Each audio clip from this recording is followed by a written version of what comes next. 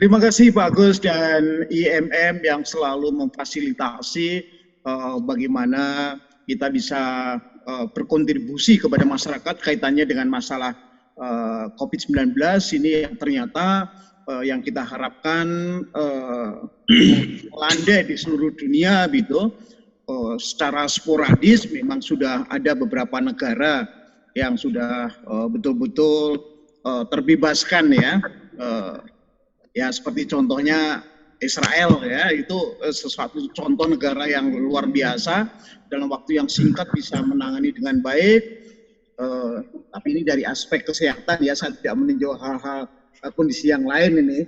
Tapi ini pantut menjadi contoh dan juga teladan gitu.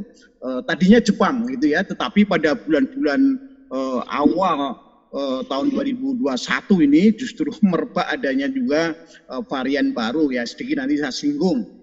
Kemudian masalah yang ada di India yang sangat fenomenal sehingga mendapatkan suatu stigma ya, itu satu yang sangat kelam begitu ya, adanya badai tsunami COVID-19 ya. Sampai hari ini pun dunia masih sangat concern, beberapa negara terjun langsung bagaimana membantu kondisi negara India ini yang sedang bermasalah secara serius. Oke Bapak dan Ibu sekalian, pada siang hari ini kita berikan temanya waspada dan smart terhadap varian COVID-19. Dan saya terima kasih kepada Bu Maria, karena Bu Maria mengusulkan secara khusus hal ini sebagai bentuk perhatian kita terhadap masyarakat luas, sehingga beberapa hal data-data penelitian yang terbaru ini, karena saya tidak bisa terlibat langsung pada penelitian-penelitian pada tingkat internasional, tapi saya akan berusaha selalu mensosialisasikan hal-hal terbaru berkaitan dengan masalah informasi maupun beberapa inspirasi maupun solusinya terhadap kasus COVID-19, sehingga kita harapkan dunia ini segera mengalami suatu ya era baru kesehatan ya, bahwa yang namanya COVID-19 ini tidak lagi menjadi sesuatu pandemi yang akan merongrong dari aspek kesehatan yang akan merembet ke dalam aspek-aspek yang lain ya, termasuk masalah kebangkrutan perekonomian di beberapa negara yang sudah sangat memprihatinkan. Ini segera bisa recovery, pulih kembali dengan sarana ya kita selalu perhatian dan selalu disiplin, saling menjaga diri, saling memberikan edukasi, saling memberikan semacam kesempatan untuk kita semuanya ya terhindarkan dari masalah COVID sehingga betul-betul segera terwujud. Oke, Bapak dan Ibu sekalian, saya step by step akan melangkah ke sana, tapi nanti saya menggunakan satu metode yang mungkin juga supaya ada interaksi yang aktif ya di antara kita, karena metode Zoom meeting semacam ini kita harapkan menjadi suatu bagian dari cara komunikasi kita kepada para mitra IMM khususnya, tetapi juga tentunya pada masyarakat umumnya ya, sehingga kita mengharapkan banyaknya tamu-tamu baru yang bisa hadir bersama kita, dan saya juga selalu memantau juga dari YouTube mereka-mereka yang tamu baru yang concern, dan tentunya kami akan membuat suatu tanggapan tertentu untuk mereka-mereka sehingga mereka-mereka kita harapkan bisa menjadi sekaligus tamu IMM. Oke Bapak dan Ibu sekalian, saya kembali lagi secara perlahan-lahan saya usahakan, dan saya akan seminimal mungkin menggunakan istilah-istilah teknis maupun istilah-istilah medis gitu ya, sehingga suasana interaktif kita nanti akan lebih menyenangkan. Oke Bapak dan Ibu sekalian, kita lanjut.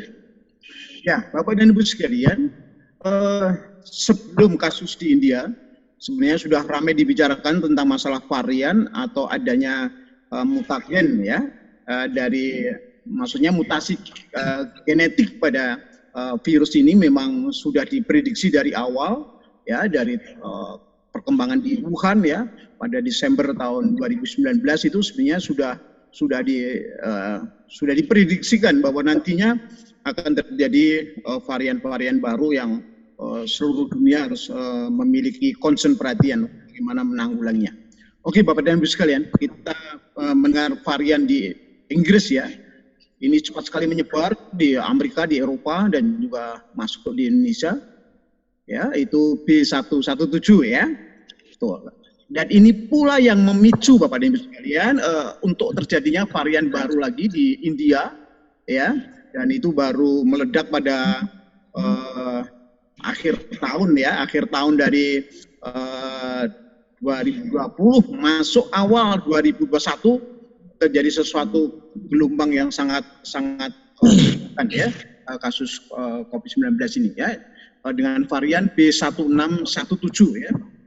Nah, kemudian ada lagi juga varian di B1351 ini di Afrika Selatan ya, tapi informasi-informasi yang lebih komprehensif belum saya kumpulkan, nanti mungkin juga akan saya informasikan apakah ini nanti juga akan menjadi pemicu terhadap kasus-kasus khususnya di belahan Afrika gitu ya, dan mungkin di beberapa Timur Tengah dan sebagainya, tapi kita belum mendapatkan informasi yang lebih komplit gitu ya. Yang akan nanti kita bahas adalah varian dari B1617 yang terbukti telah memporak-porandakan negara India yang sangat besar ya Bapak dan Ibu sekalian. Kita ketahui bahwa India memiliki penduduk 1,6 miliar.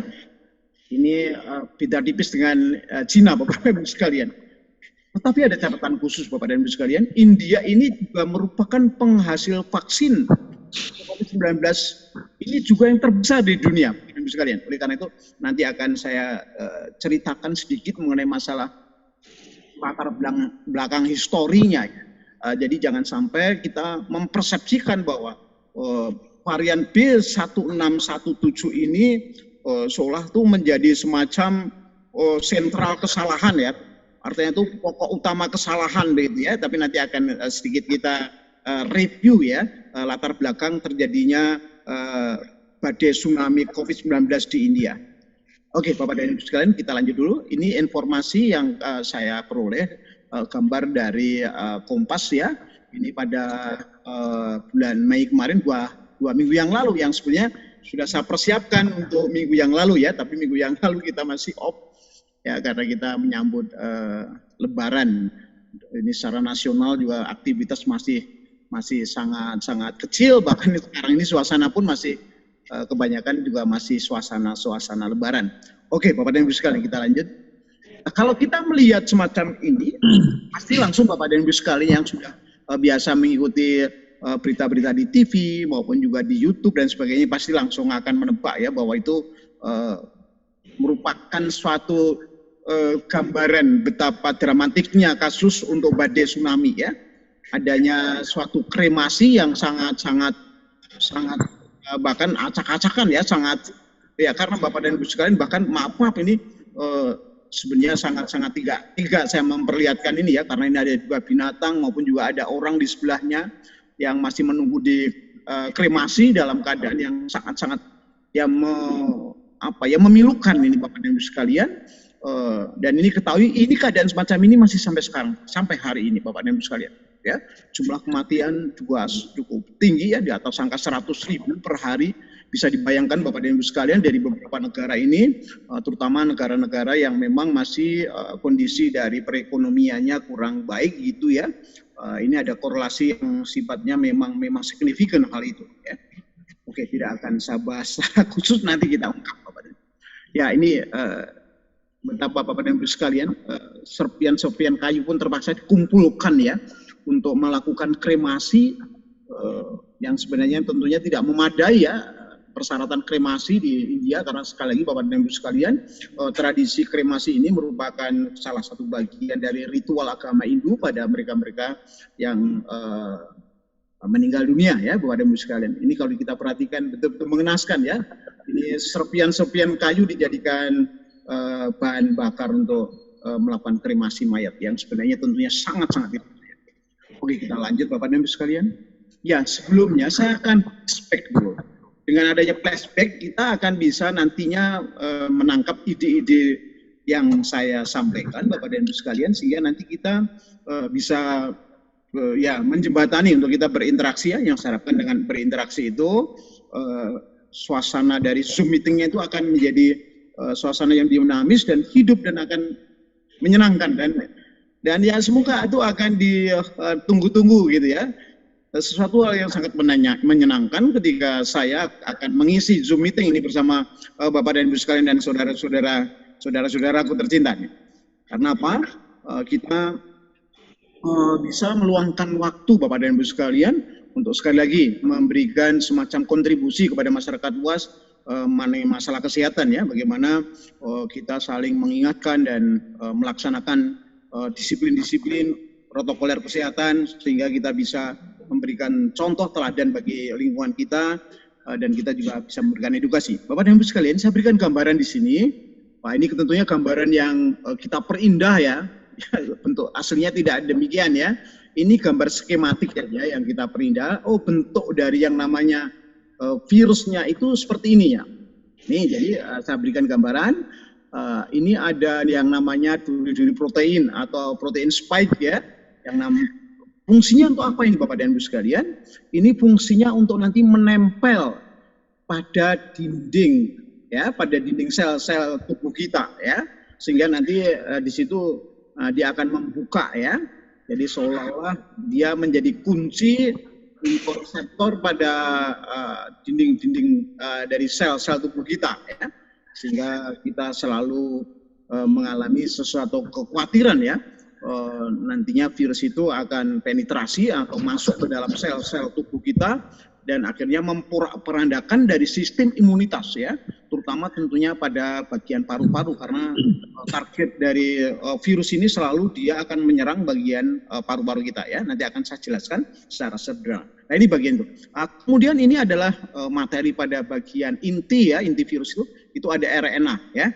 Ini yang menyebabkan salah satunya yang namanya virus tipe RNA ini akan sangat mudah sekali melakukan suatu manuver untuk dia melakukan perubahan-perubahan ya, yang kita sebut nanti istilahnya mutagenesis ya, mutagen ya, sehingga nantinya akan mempersulit bagaimana cara menanggulangi ya, terutama dalam proses untuk bagaimana vaksin. Tetapi Bapak dan Ibu sekalian, hingga kini vaksin-vaksin yang sudah diterapkan di beberapa dunia ini masih bisa membentengi ya. Ya kita harapkan nanti perkembangan dari para saintis, para ahli-ahli untuk biomolekuler ya, para dokter dan sebagainya dan seluruh para ahli kesehatan ini bisa mempersiapkan ya untuk melawan dari kecerdikan virus ini ya, untuk melakukan manuver-manuver dari dengan adanya varian-varian perubahan. Untuk tujuannya apa? Supaya dia bisa menjebol dari sistem imunitas ya, walaupun sudah divaksin gitu, dia akan berusaha untuk melakukan upaya untuk menerobosnya. Dan ini sudah terjadi pada kasus untuk vaksin pada virus yang ya saudaranya ya, itu virus yang terjadi pada kasus yang kita namakan kasus untuk demam berdarah ya. Jadi oleh karena itu vaksin itu masih sangat hati-hati sekarang Bapak dan Ibu sekalian. Untuk kasus DB ya, demam berdarah itu hanya diperuntukkan mereka anak-anak yang umurnya dari umur 9 tahun ya ke atas tentunya, itu pun dengan catatan yang sudah pernah terkena atau terinfeksi justru ya. Ini ada semacam nanti kapan-kapan akan kita bahas ya. Kenapa Bapak dan Ibu sekalian? Karena adanya kejadian dia bisa melalui menerobos dari sistem imunitas kita pada tingkat seluler ya, sehingga sangat susah sekali dia bisa melewati kekebalan humoral kita yang merupakan humoral andalan pertama kali menanggulangi semua bentuk dari katakanlah semacam infektan ya, termasuk virus itu awalnya selalu dibentengi oleh yang namanya imunitas humoral tubuh kita ya. Apa itu imunitas humoral? Imunitas humoral adalah sesuatu sistem yang ada pada plasma maupun juga di sekitar darah kita yang akan cepat merespon gitu ya, yang kita sebut dengan istilahnya imunoglobulin itu ya.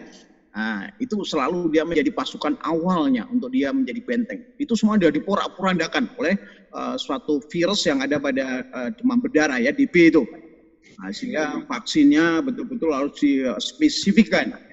Nah, ini para ahli dunia juga sangat concern, betul-betul bekerja luar biasa untuk membentengi kasus daripada ini apa namanya COVID-19 ini, jangan sampai terjadi vaksin yang sudah dilakukan penelitian hingga sampai saat ini masih belum berhasil menembus pada mereka-mereka yang ya katakanlah secara umum gitu ya, yang kondisinya sehat sebagai fungsi preventif dari mereka yang sebelumnya belum pernah kena gitu ya, dalam arti belum pernah terinfeksi oleh demam berdarah ya, tapi masih sekarang secara spesifik itu hanya diperuntukkan pada anak-anak dari umur 9 tahun ke atas ya, yang sudah terinfeksi saja ya. Untuk apa? Untuk mengurangi ya adanya suatu tingkat keparahan sehingga menimbulkan kekhawatiran untuk terjadinya kematian.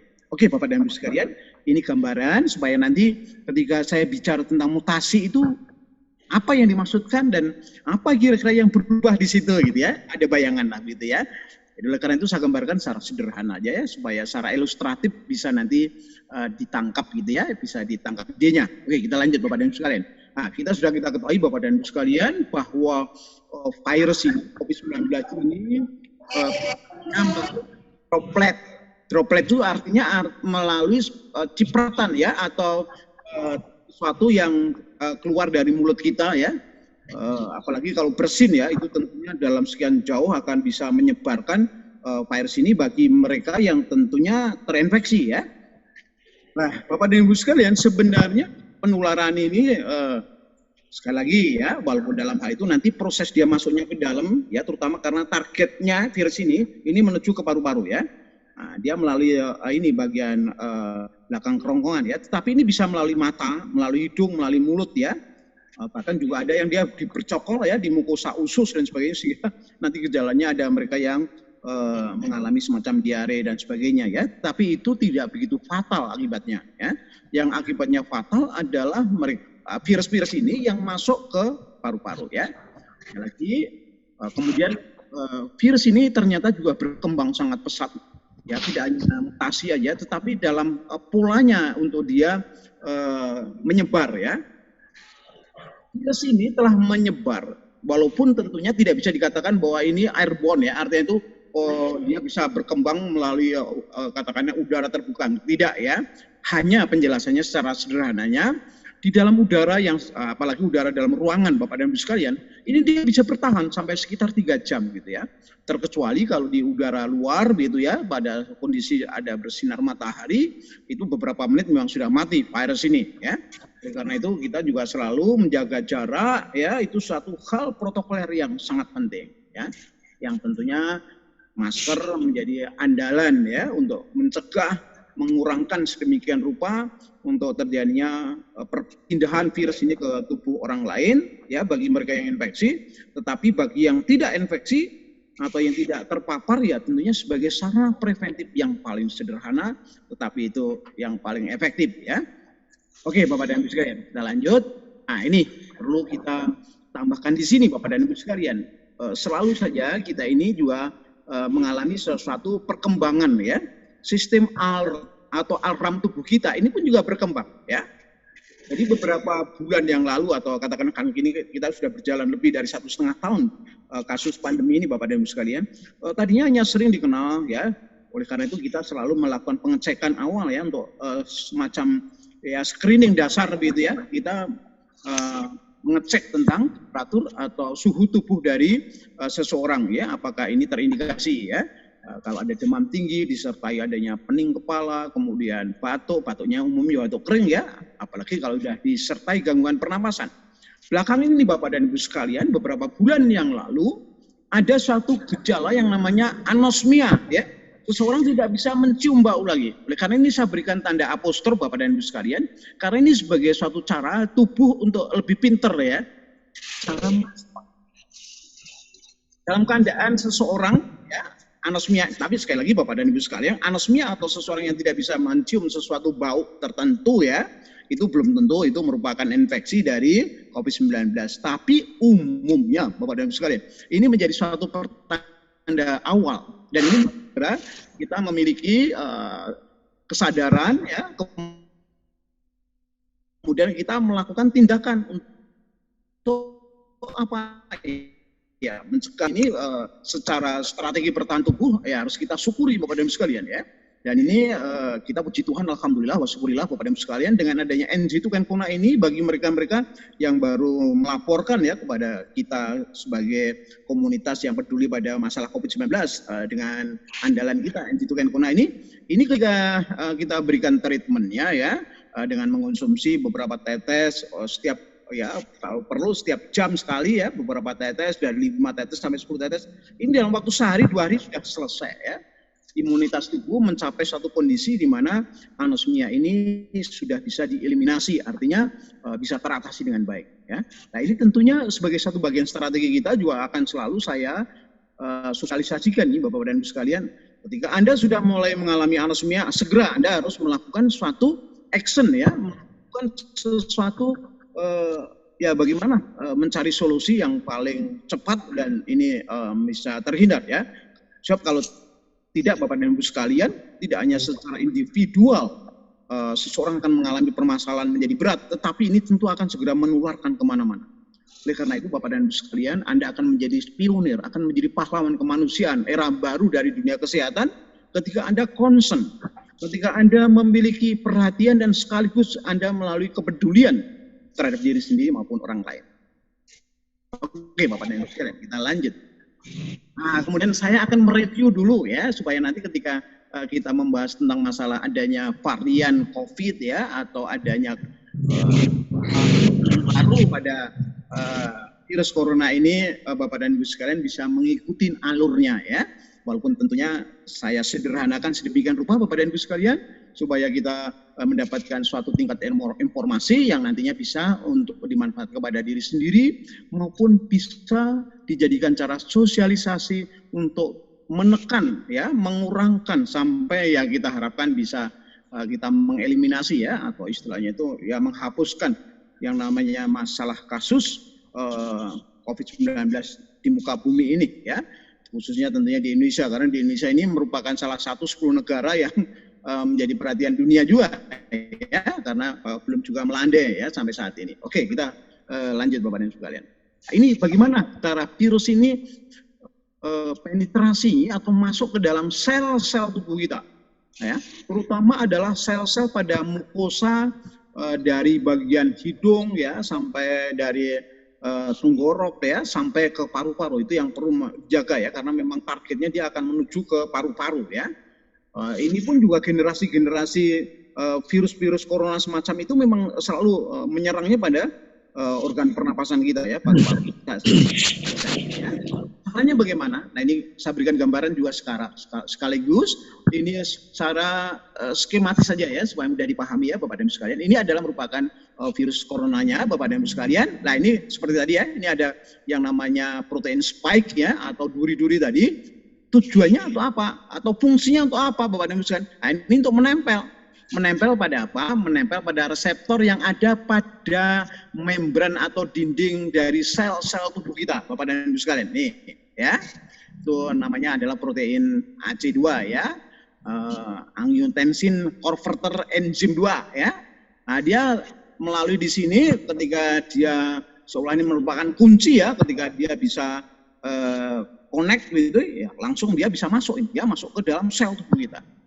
Setelah masuk apa? Nah, tujuannya nanti ketika dia masuk ke dalam sel tubuh kita ya, bahkan hampir seluruh sel tubuh kita bisa dimasuki ya. Ini nantinya dia akan membajak ya, akan mencuri dari RNA dari sel-sel tubuh kita ya. Seluruh sel-sel tubuh kita tuh memiliki RNA tadi ya, ribonucleic acid tadi ya. Ini merupakan materi dari inti ya, inti sel kita. Dicuri untuk tujuannya apa? Untuk dipakai dia untuk memperbanyak diri ya, atau mereplika diri. Nah ini yang sangat membahayakan. Oleh karena itu Bapak dan Ibu sekalian, setiap seseorang terkena kasus COVID-19 ini, hampir seluruh bagian organ tubuhnya itu bermasalah, gitu ya. Tapi nanti yang saya singgung hanya masalah organ-organ tertentu aja. Jantung nanti sedikit akan saya bahas bagaimana pengaruhnya setelah seseorang terkena COVID-19 ini, apa yang harus dilakukan semacam maintenance ya, untuk menjaga jangan sampai terjadi rekuren ya, terjadi infeksi kembali ya, atau reinfeksi ya.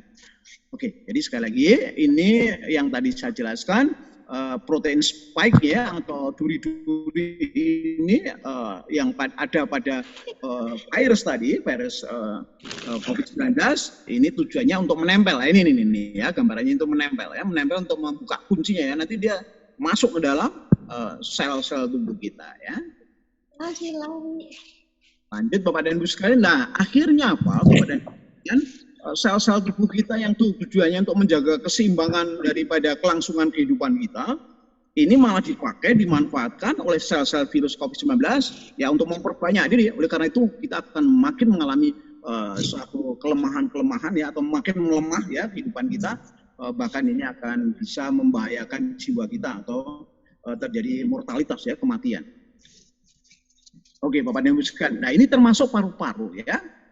Umumnya jenis tipe semacam ini dia akan memulai tentunya pada ya organ pernapasan bagian atas. Nanti setelah dia bisa masuk ke paru-paru lah, ini akan betul-betul ya. Sebenarnya di dalam setiap bagian tubuh kita ya, termasuk di dalam sel-sel tubuh kita ini memiliki sistem pertahanan tubuh ya. Artinya ketika ada suatu katakanlah bakteri ataupun virus ataupun ya kontaminan yang lain, dia akan selalu merespon dan dia akan selalu mengatasi ya Bapak dan Ibu sekalian. Tetapi Bapak dan Ibu sekalian, di dalam kasus virus ini memang kembali lagi virus ternyata merupakan musuh kesehatan kita yang luar biasa, karena dia ternyata bisa mengecoh dari sistem imunitas tubuh kita. Ini contohnya semacam ini Bapak dan Ibu sekalian ya. Sekali lagi prinsipnya semua dari bagian tubuh kita sampai ke tingkat sel-sel tubuh kita ya Bapak dan Ibu sekalian. Perlu kita ketahui tubuh kita ini terdiri dari 100 triliun sel ya. Dan sel-sel itu jumlahnya sangat banyak ya, ratusan jumlah sel tadi itu masing-masing nantinya kalau ngumpul berkoordinasi ya itu menjadi semacam jaringan. Jaringan itu nanti akan membentuk yang namanya organ, seperti paru-paru namanya organ ini ya. Ini terdiri daripada miliaran jumlah sel-sel. Masing-masing memiliki pertahan ya. Ketika ada virus masuk dia bertahan ya. Tetapi sayangnya Bapak dan Ibu sekalian, ya ini yang dikeluarkan dari sel-sel dari katakanlah misalnya dari bagian paru-paru tadi ya, itu ada yang namanya sitokin ya. Nah ini sitokin ini merupakan suatu bagian dari antivirus ya. Ini jenis protein glikogen ya. Tetapi dalam banyak hal ketika tidak bisa mengalahkan dari tingkat imunitas dari tubuh kita itu lemah begitu ya Bapak dan Ibu sekalian, justru malah bermasalah ya.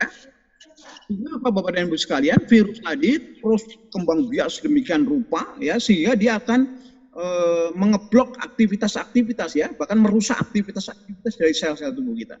Ya ini contohnya ada sel-sel yang ada di paru-paru kita yang seharusnya ya melalui dari bantuan dari peredaran darah tadi Bapak dan Ibu sekalian, ini harusnya bisa mendapatkan pasokan dan bisa menyerap oksigen, tapi ini tidak bisa lagi ya. Ini tentu akan menjadi masalah serius ya, sehingga paru-paru mengalami sesuatu kondisi yang sangat memprihatinkan ya, kerja paru-paru sangat terganggu ya. Kemudian sisi yang lain, sisa-sisa daripada proses reaksi yang ada dalam tubuh, di dalam paru-paru khususnya ini, ya ini karbon dioksida atau CO2 ini harusnya dibuang, ini tidak bisa dibuang, ya karena gangguan daripada sistem dari peredaran darah tadi ya di paru-paru, sehingga ini menjadi masalah serius. Ini akibatnya apa Bapak dan Ibu sekalian? Paru-paru menjadi bengkak Bapak dan Ibu sekalian ya. Pembengkakan ini ya tadi akhirnya yang namanya pasokan daripada oksigen ya atau O2 dari darah ini tidak bisa diterima pada jaringan paru-paru ya, sehingga paru-paru malah akan berisi cairan nanah, kemudian sisa-sisa dari sel-sel yang telah mati, bahkan juga ada beberapa bakteri dan sebagainya ya. Pada fase ini Bapak dan Ibu sekalian, pasien sudah mengalami kondisi ya tersengal-sengal ya, artinya tuh ngap ya, atau kasusnya merupakan suatu pneumonia. Atau pneumonia itu sering kadang-kadang disebut dengan paru-paru basah ya, tapi ini tidak begitu tepat ya. Ini sudah mulai kondisi pasien harus mendapatkan fasilitas kesehatan tertentu ya untuk mendapatkan oksigen. Nah inilah yang terjadi di India Bapak dan Ibu sekalian.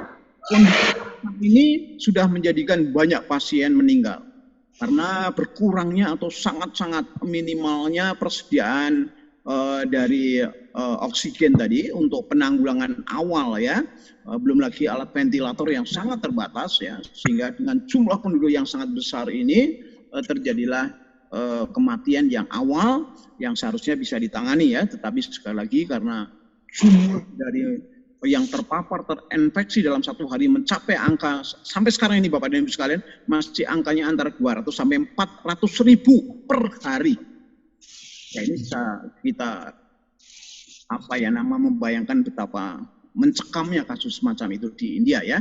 Nah, moga-moga di Indonesia nanti banyak belajar hikmah hal itu ya. Karena Indonesia juga dianggap juga merupakan suatu negara yang teledor ya kasus bagaimana merebaknya adanya varian yang di Jepang ya, nanti sedikit saya ungkap juga ya. Kemudian juga yang di India, karena semua varian dari virus COVID-19 ini semuanya sudah ada di Indonesia ya. Beberapa hari yang lalu sudah terkonfirmasi ya lebih dari 20 orang yang terpapar dari misalnya yang tipe yang B1617 tadi itu ya sudah lebih dari angka 20 orang ya. Ini tentunya tracing harus lebih intensif ya. Artinya tracing menelusuri ya. Juga screening itu harus segera ditingkatkan ya, apalagi menjelang Lebaran ini di mana orang yang nanti yang tadinya kita larang mudik ya ternyata banyak sekali pelanggaran-pelanggaran. Tapi sekali lagi tentunya kita sekarang saatnya ya tidak perlu harus melakukan upaya-upaya untuk mencari kesalahan-kesalahan ini, tapi ya mau tidak mau ya kondisi semacam itu pemerintah harus mengintensifkan, meningkatkan tracing maupun juga screening mereka yang sudah kembali lagi ke kota ya. Nah, tentunya menjadi salah satu sarana yang tidak bisa kita hindarkan. Kita lanjut Bapak dan Ibu sekalian. Nah ini tentunya kalau seseorang sudah mengalami suatu kesulitan pernapasan dari kasus pneumonia tadi ya, ini bila berkembang lebih lanjut ya tentunya menjadikan pasien tidak bisa tertolong ya Bapak dan Ibu sekalian. Ini betul-betul sangat-sangat tergantung kepada persediaan oksigen dan alat ventilator untuk membantu pasien.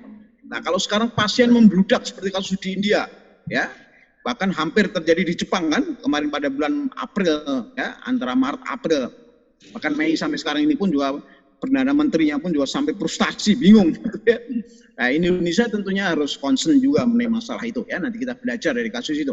Sekali Bapak dan Ibu sekalian, bila sudah terjadi pneumonia ya, artinya itu adanya paru-paru basah pada bagian ya tubuh kita yang sangat penting ini kondisinya sudah sangat kritikal ya. Oleh karena itu jangan sampai terjadi kasus semacam ini kepada saudara-saudara kita yang sekarang sudah atau sedang mengalami proses untuk recovery yang mendapatkan fasilitas untuk di ruang ICU ya. Kita doakan mereka semua segera bisa terlepas sehingga mengurangkan jumlah kematian atau tingkat mortalitas ya, sehingga kita akan segera terbebaskan dari pandemi ini. Oke, kita lanjut Bapak dan Ibu. Nah, ini yang tadi saya beritahukan ya, kasus di Jepang ya. Ini di Jepang ini Bapak dan Ibu sekalian pada bulan Februari kemarin ada suatu strain baru ya, ada suatu varian baru ya yang sering disebut dengan sebutan EEK ya, atau ini sebenarnya E484K. Ini untuk penamaan secara saintifiknya ya, tapi rekan-rekan dokter di sana itu sering menyebutnya dengan varian EEK. Ini pun juga sangat-sangat memprihatinkan di Jepang ya. Karena dia memiliki karakter hampir mirip dengan B1617 ya. Dia memiliki karakternya, dia sangat cepat untuk dia menularkan ya. Sehingga dengan demikian ini, tetapi sekali lagi Bapak dan Ibu sekalian, dengan adanya perhatian ya, dengan adanya kerja keras dari pemerintah ini tentunya akan sangat diharapkan. Dan inilah yang terjadi di Jepang sehingga dia bisa melakukan tracing ya, sehingga menemukan dengan cepat dan ini segera nanti penanggulangan juga lebih cepat ya. Dan ini sekaligus menjadi perhatian di Indonesia karena ini ternyata sudah juga sampai di Indonesia Bapak dan Ibu sekalian. Ini saya menyitir ya, mengambil dari properti CNN ya, CNN di Indonesia ya. Indonesia mendapatkan suatu teguran ya bahwa Indonesia cukup ramai karena hal ini sudah terkonfirmasi di Indonesia ya, untuk kasus 17 yang sebenarnya kalau B117 sebelumnya malah ya, sebelum kasus untuk tadi varian yang dari Jepang tadi, ini B117 yang sebenarnya awalnya ada di Inggris itu lebih duluan masuk ke Indonesia ya. Sekali lagi Indonesia itu memberikan perhatian secara khusus ya. Kita lanjut Bapak dan Ibu sekalian.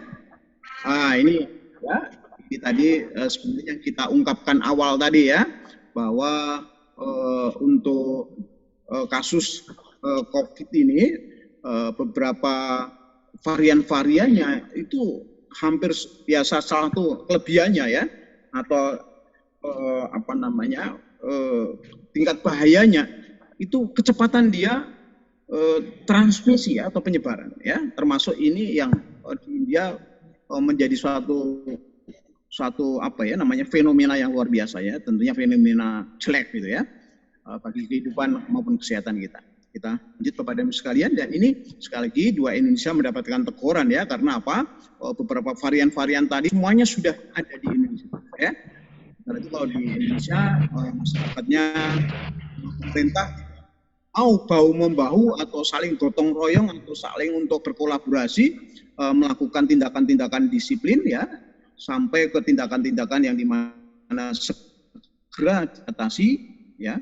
Ini tentunya akan menjadi problem ya. Tentunya kita harap jangan sampai kita menjadi India yang kedua.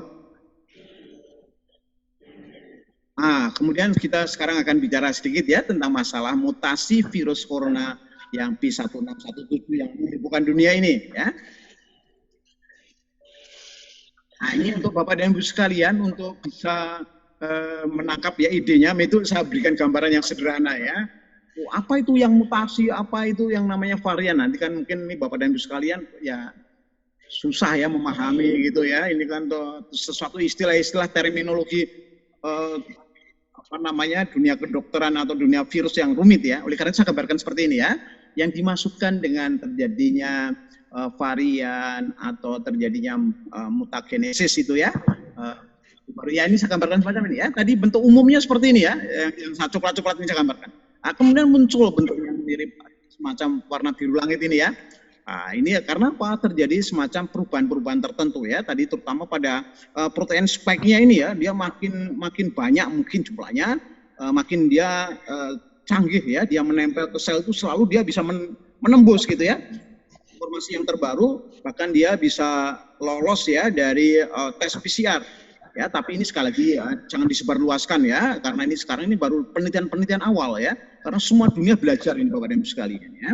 Kemudian apakah dia memiliki tingkat virulensi atau keganasan tertentu? Sekali lagi ini baru dipelajari secara intens seluruh dunia ya, seluruh dunia. Jadi nanti kita jangan menyebarkan hoax, gini, jangan ya, kita harus menggunakan fakta-fakta yang aktual, yang betul-betul bisa dipercaya ya Bapak dan Ibu sekalian. Jangan menyebar-nyebarkan sesuatu yang hanya persepsi ya kita sendiri atau orang per orang, itu nanti menimbulkan sesuatu kegaduhan baru ya. Masyarakat kita sudah cukup prihatin ya, jangan kita tambahkan beban-beban yang tidak nyata, tetapi jangan juga lengah gitu ya. Jangan sampai kita kewaspadaan kita kendor. Bapak dan Ibu sekalian, bentuk-bentuk ya mutasi semacam ini, virus itu umumnya dia akan lebih memiliki semacam ya efektivitas, dia merusak tubuh kita gitu ya umumnya ya. Sekali lagi baik nanti mungkin tingkat keganasannya atau tadi kecepatan transmisi penyebarannya dan sebagainya ya, nanti sedikit akan kita ungkap gitu ya Bapak dan Ibu sekalian. Kita lanjut. Saya sekali lagi flashback dulu lah supaya Bapak dan Ibu sekalian masih mengingat begitu ya. Jadi sebenarnya yang namanya corona ini sudah ada ratusan ribu tahun yang lalu. Sekali lagi Bapak dan Ibu sekalian ya, ratusan ribu tahun yang lalu sudah ada virus ini ya. Kita sudah mengenal adanya histori tentang masalah ya kesehatan apa namanya, kesehatan secara sejarah apa ya namanya, yang perkembangan manusia lah ya. Itu dia sudah ada mengikuti kita ya. Jadi sekali lagi ini adalah merupakan perkembangan coronavirus yang sudah ada ya, diberikan novel coronavirus atau NCOV ya, yang intinya akan kita singkat aja menjadi COVID ya. Yang D-nya itu disease artinya ya, artinya itu untuk coronavirus disease 19 ya, supaya memudahkan kita. Bapak dan Ibu sekalian, kita pun sekali lagi kita sudah punya pengalaman ya. Sebelumnya ada SARS dan MERS ya, itu adalah merupakan saudara-saudara dari COVID-19 ini, dan tingkatnya jauh lebih bahaya. Ini saya bukakan Bapak dan Ibu sekalian. Ini dari yang namanya Sheffer respiratory syndrome atau SARS yang kita kenal dulu dengan flu burung ya, flu babi, itu karena penularannya dari binatang ya, nah itu segera bisa kita potong ya, bisa kita bisa kita bendung ya, kita cegah ya sehingga tidak cepat. Tetapi Bapak dan Ibu sekalian, virus ini sangat mematikan ya, dibandingkan dengan COVID-19, ini jauh lebih bahaya ya. Artinya tingkat mortalitasnya sangat besar ya. Ini kalau diperbandingkan ya, termasuk ini satunya lagi temannya ini yang namanya MERS ini ya, ini semuanya SARS maupun MERS ini sifatnya dia menyerang pada organ paru-paru kita ya, Middle East Respiratory Syndrome ini ya. Ini dia memiliki daya kematian ya atau mortalitas sampai 35% ya. Sedangkan COVID-19 ini sekali lagi itu hanya tingkat mortalitasnya masih di angka antara 2,5% sampai ya, antara 3,5% lah ya, belum mencapai 5% ya. Tapi dengan adanya perkembangan baru di India nanti mungkin ini bisa tembus angka 5% ya angkanya. Tapi moga-moga segera bisa teratasi ya.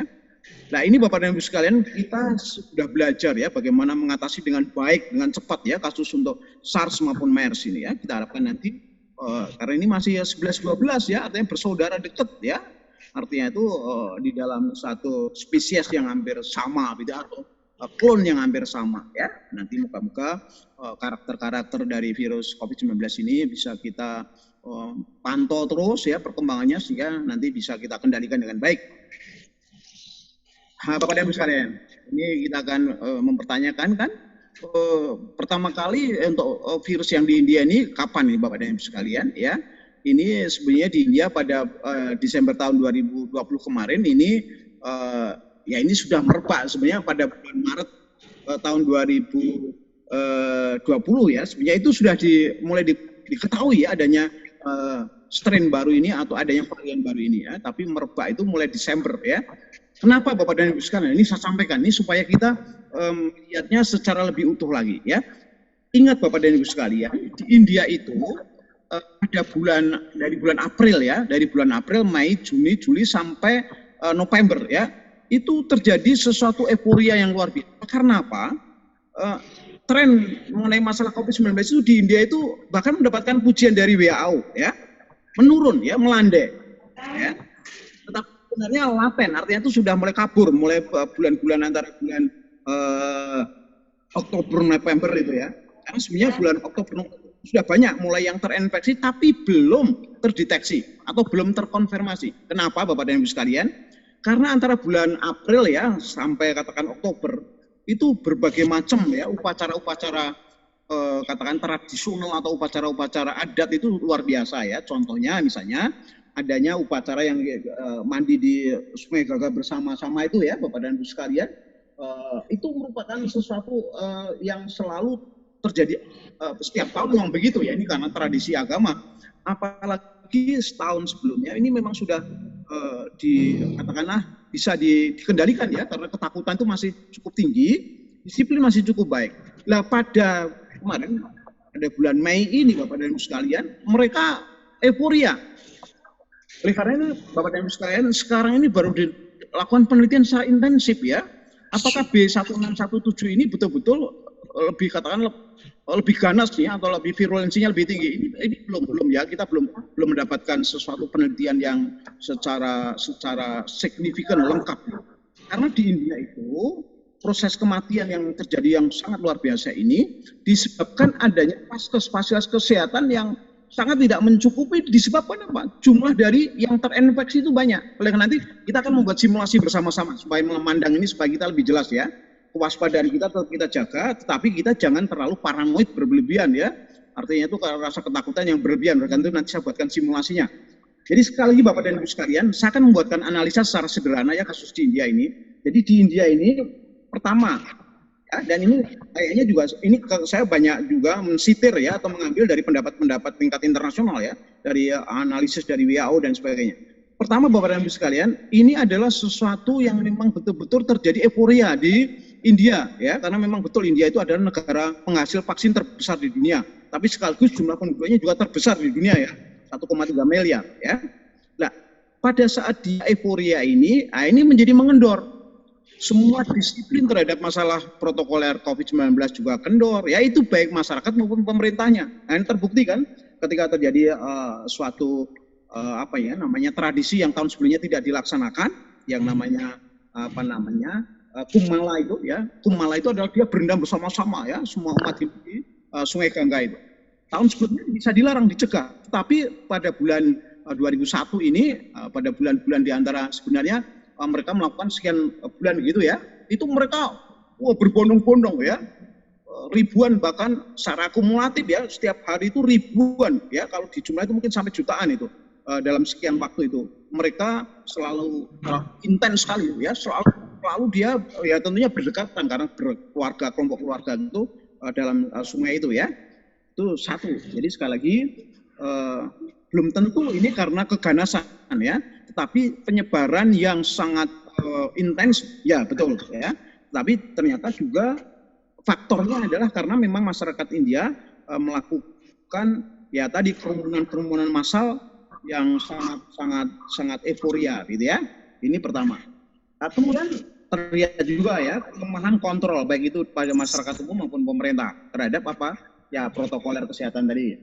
Kemudian Bapak dan Ibu sekalian, satu hal ya tentu kita akan mengatakan bahwa percepatan terjadinya semacam penyebaran tadi adanya varian baru B1617. Oleh karena itu nanti kita buat simulasi secara rasional untuk mengurangkan tadi rasa ketakutan yang berlebihan, tapi juga kita tidak kehilangan kewaspadaan. Oke Bapak dan Ibu sekalian. Sekali lagi saya akan sedikit bahas karena ini menjadi kemarin Bu Maria minta Dok tolong dibahas tentang masalah itu mutagen atau varian dari B1617 itu kenapa kok ganas ya. Ini ternyata penjelasan para ahli Bapak dan Ibu sekalian ini melihat ya dengan mikroskopi secara ini apa namanya elektron akan kita tahu ya ini ternyata ada mutasi ganda di dalam satu unit sel tadi itu ada dua mutasi ya. Itu adalah mutasi satunya ada L452R dan satunya E484Q ya. Jadi mutasi ganda tadi dia akan menjadi sesuatu individu dari virus itu yang makin lebih canggih gitu, dalam arti dia melakukan ya tadi merongrong kesehatan orang tadi ya. Tadinya awalnya bisa mudah diblok gitu atau dicegah, ini akan lebih susah gitu ya. Bahkan dia cepat masuk ke dalam bagian tubuh kita, bahkan paru-paru ya, penelitian-penelitian dari akhir-akhir ini. Kita lihat Bapak sekalian ya. Ini lagi untuk mutan ganda tadi akan saya jelaskan secara sederhana aja. Jadi yang ini terutama bagian tadi dari protein spike tadi dia mengalami perubahan-perubahan ya. Dan ini akan dikhawatirkan nanti akan meningkatkan transmisi dan ini memang benar ya sudah terjadi ya contohnya ya. Jadi yang ini rata-rata pada bagian ini protein spike-nya ini yang mengalami perubahan-perubahan ya dengan artinya berbeda dengan artinya itu jenis dari COVID-19 sebelumnya ya. Kemudian yang ini ya Bapak Ibu sekalian ini apa? Ini kita lihat. Nah, ya ini dia memiliki karakter tadi bagian sulfum proteinnya tadi dia lebih kuat ya, sehingga nanti kita khawatirkan kalau nantinya tubuh kita itu tidak bisa melawan ya, walaupun sudah diperkuat dengan vaksin misalnya, itu kita khawatirkan. Tapi sekali lagi ini tahap penelitian ya, kita tidak bisa menjadikan contoh India karena di India itu permasalahannya ya faktor-faktornya tadi karena begitu banyaknya dari mereka yang terinfeksi sehingga fasilitas kesehatan dari rumah sakit tidak memadai sehingga kematian sangat meningkat ya. Tapi kita belum bisa menyimpulkan bahwa oh itu penyebabnya karena keganasan dari katakanlah varian dari B1617. Belum ya, kita masih melakukan penelitian yang masih berlangsung sampai hari ini ya. Oke, Bapak dan Ibu sekalian. Sekarang kita akan buat simulasi bersama-sama yuk supaya kita ikut terlibat lah gitu ya, supaya kita merasa bahwa di dalam COVID ini kita memiliki peran. Apakah lebih berbahaya? Ya, kita dengan adanya mengambil kasus-kasus di luar, ya terutama di India dan beberapa negara, ya kita jawab ya. Apakah lebih berbahaya? Artinya varian dari B1617, ya karena dia mempunyai kecepatan penyebaran atau transmisi yang luar biasa, ya mungkin bisa 3 sampai 5 kali lipat Bapak dan Ibu sekalian, ya. Oke, kita simulasi berikutnya. Mungkin dapat menyebar lebih mudah ya yang sudah terbukti namanya protein spike-nya tadi yang menempel kepada dinding tadi itu memang dia lebih cepat dia masuk gitu ya, sehingga kita lebih mudah terinfeksi ya. Oke, ini terjawab ya. Apakah lebih mudah menularkan ke satu ke yang lain? Nah, ini tentunya masih perlu kita teliti. Ya, kalau menyebar iya, ya. Kalau menyebar iya. Tapi kalau orang yang misalnya dari satu orang ke orang yang lain, tapi sebenarnya ini hampir paralel ya sebenarnya. Kalau dia mudah menyebar ya artinya mudah menularkan gitu ya. Oke, kita anggap aja ini benar juga. Oke. Dikhawatirkan berefek pada kemanjuran vaksin. Artinya apa? Ya. Tadi varian tadi B1617 tadi itu memiliki virulensi ya atau keganasan yang sangat tinggi. Ini sedang dalam penelitian ya. Kita tidak khawatir karena Bapak dan Ibu sekalian, tidak khawatirnya kita apa dari seluruh dunia ini vaksin-vaksin yang sudah diciptakan ini istilahnya itu masih bertahan ya, bisa mempertahankan ya kecepatannya ya, akselerasinya ya jumlahnya itu tidak seperti yang terjadi kasus 100 tahun yang lalu ya, seperti halnya influenza. Karena ini sebenarnya satu grup juga ya, satu jenis juga dengan kasus influenza ya. Oke, lanjut Bapak dan Ibu sekalian. Kalau kasus influenza dulu kan luar biasa ya, selama 10 tahun dunia itu dicekam ya, hampir separuh populasi manusia di dunia itu meninggal karena influenza ya, itu kasus 100 tahun yang lalu ya. Tapi sekarang ini karena walaupun ini jenisnya sama Bapak dan Ibu, oleh karena itu saya beritahukan itu 100.000 tahun yang lalu itu sudah ada ya. Oke, kita lanjut Bapak dan sekalian. Nah, sekali lagi ya, karena saat ini tengah diteliti, Bapak dan Ibu sekalian jangan menyebarkan berlebihan terhadap bahayanya varian untuk B1617 ya. Tetapi kalau menginformasikan secara ya lengkap lah begitu ya, atau secara berimbang itu tentu kewajiban kita ya supaya kita waspada ya. Tapi kalau melebih-lebihkan, wah itu nanti akan terjadi tsunami di mana-mana seluruh dunia akan kiamat, ya itu kan sudah berlebihan ya, itu hoak ya. Nah, kita jangan sampai menyampaikan seperti itu ya. Kita semua harus optimis bahwa Tuhan akan segera memberikan ya ini apa namanya jalan untuk kita mencari solusi dan menyelesaikan. Dan Tuhan selalu ya menyiapkan solusi-solusi setiap masalah yang kita hadapi, itu jelas. Itu kasih Tuhan yang tidak pernah bisa kita sangkal. Oke, kita lanjut Bapak dan Saudara. Ini sekarang saya akan kembali dulu karena saya akan menjelaskan ini peran dari Encikona di mana ya. Sekali lagi tadi ketika dia mau masuk, ini dia melalui yang namanya membran sel atau dinding sel ya. Nah, bagaimana peran dari Encikona untuk melindungi semua virus ataupun semua bakteri ataupun semua infektan itu bagaimana caranya? Ini kita klik Bapak. Nah ini Bapak dan Ibu sekalian, ini bahkan sebenarnya sudah pernah kita jelaskan ya, tapi ini kita ulang lagi. Kita memiliki yang namanya suatu formulasi Kencona dari aneka macam ya. Ini ada 32 macam herbal. Dan hampir keseluruhan dari masing-masing komponen herbalnya itu memiliki sifat sebagai antioksidan ya, sehingga ini merupakan super antioksidan. Tujuannya apa Bapak dan Ibu sekalian? Ini terutama dalam hal masalah COVID ini perannya adalah dia melindungi ya dinding atau membran tadi. Nih, supaya betul-betul dia tidak bisa masuk. Karena tadi yang namanya reseptor tadi itu adanya atau letaknya di dinding ya. Reseptor tadi betul-betul dilindungi, diblok. Nah, ini antioksidannya. Ya. Oleh karena itu Bapak dan Ibu sekalian, saya mohon dalam situasi semacam ini mohon ya secara preventif ini betul-betul kita mengonsumsinya rutin ya. Tentunya nanti harus disertai dengan ya protokoler itu harus ya. Kemudian nilai nutrisi ya harus, karena sekali lagi Bapak dan Ibu sekalian kembali yang namanya Kencona ini perannya secara efektif ketika didukung oleh asupan nutrisi yang baik ya. Tanpa itu nantinya ya timpang ya, akhirnya dia tidak bisa berperan dengan baik ya. Oke, sekali. Nah, Bapak dan Ibu sekalian, permasalahan ini Bapak dan Ibu sekalian, kalau sudah masuk bagaimana? Perannya kalau sudah masuk di dalam sel ya, artinya tadi kan ini kalau dia belum masih di luar ya. Jadi misalnya pertahanan secara humoralnya bagus ya, sehingga kita tidak akan terkena ya. Anehnya terkena pun juga sangat ringan dan nanti dalam waktu beberapa hari kita sudah bisa mematikan yang namanya virus tadi Corona 19 ya. Tetapi Bapak dan Ibu sekalian, kalau sudah masuk gimana nih?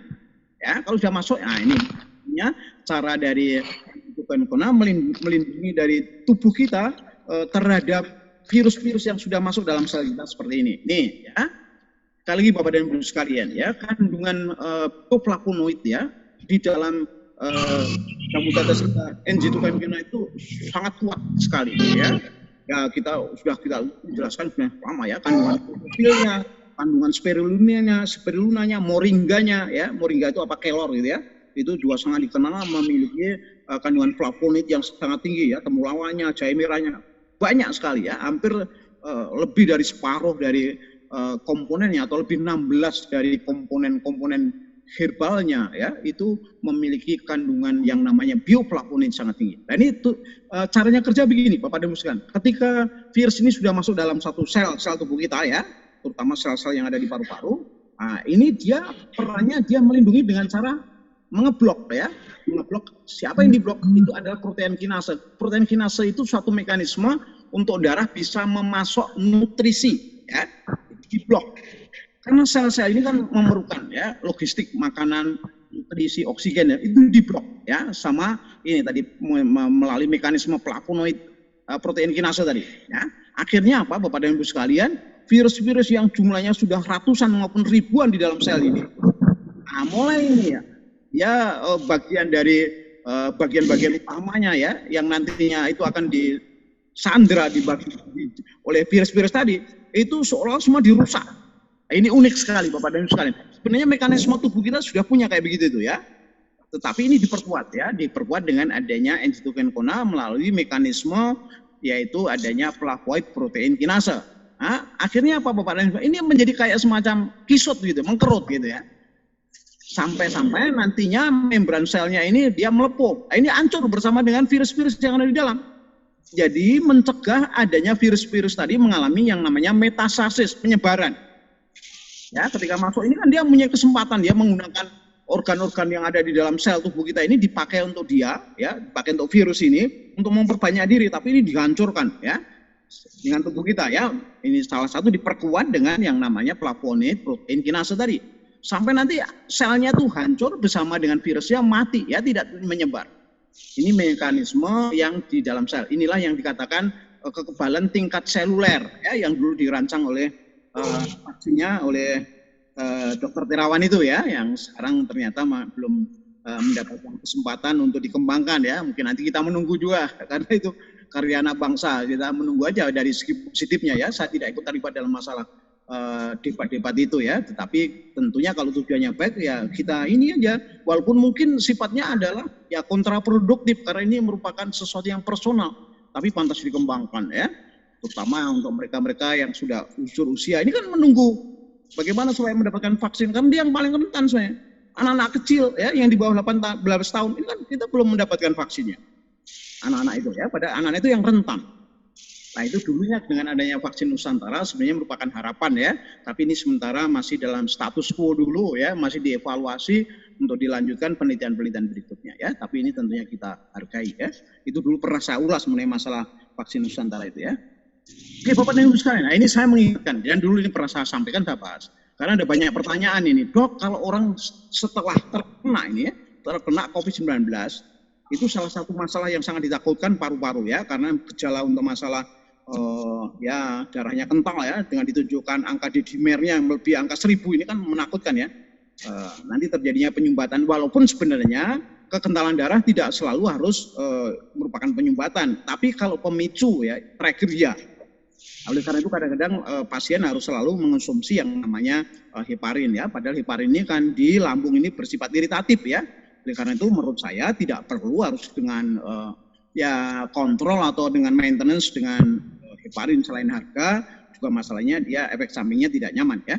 Oleh karena itu dengan mengonsumsi N-G2-Kencana Bapak dan Ibu sekalian, ternyata bisa kita lihat ya hasilnya sangat bagus. Beberapa penyumbatan itu bisa diure ya dengan bertahap tentunya ya, tidak sekaligus, tidak sekali minum kemudian Bapak dan Ibu sekalian udah cukup ya, tidak demikian ya. Kita namanya maintenance ya, maintenance atau program untuk yang bersifat prevention ya, itu tentunya di prosesnya minumnya tentunya bertahap. Karena apa Bapak dan Ibu sekalian, kandungan zat aktif yang ada pada jabodetabek kita ya, NG2 Kona itu bisa mengaktifkan yang namanya plasminogen itu menjadi plasmin ya. Dia karakternya itu dia menjadikan pembuluh ya, dinding-dinding sel ya, atau membran sel itu menjadi lebih lentur, lebih fleksibel ya. Sehingga yang tadinya pada nempel-nempel gitu keras ya, saling dia berdesak-desakan, itu tidak bisa lolos gitu ya. Nah, ini gambarannya seperti ini. Maaf nih ya. Tapi ketika plasminnya itu telah aktif, dia membantu ya sistem dari membran sel masing-masing, baik itu sel darah merah, sel darah putih ya, itu menjadi lebih lentur ya, sehingga nanti dia bisa lolos ya, saling bisa lepas. Tentu ini dibantu dengan apa? Dengan aliran darah yang cukup membaik. Dan disinilah kelebihan daripada yang namanya NG2 Kona, Bapak dan Ibu sekalian. Itu betul-betul setelah kita teliti ya melalui beberapa laboratorium menunjukkan dia mampu menstimulasi metabolisme dan akhirnya peredaran darah ya. Karena itu nanti bicaranya kalau memang mau kita mendapatkan produk knowledge ya, itu tentu akan saya uraikan lebih rinci ya, tapi ini singgung-singgung aja ya. Dan ini telah terbukti dari penelitian-penelitian pada saat kita bulan puasa kemarin, kan kita concern kepada masalah puasa ya, itu juga kita singgung ya, dan kita lakukan semacam observasi melalui penelitian-penelitian kecil ya. Oke Bapak dan Ibu sekalian, pembahasan kita masalah itu kaitannya dengan masalah varian tadi sudah selesai, tapi saya ingatkan lagi, selain bersama NG2 Kona, kita harus taat dan disiplin dengan protokol kesehatan kita ya. Selalu mencuci tangan dengan sabun kita, kemana-mana usahakan Anda membawa sanitizer ya. Ketika bersin, ketika Anda menyentuh sesuatu apa, segera menggunakan hand sanitizer ya.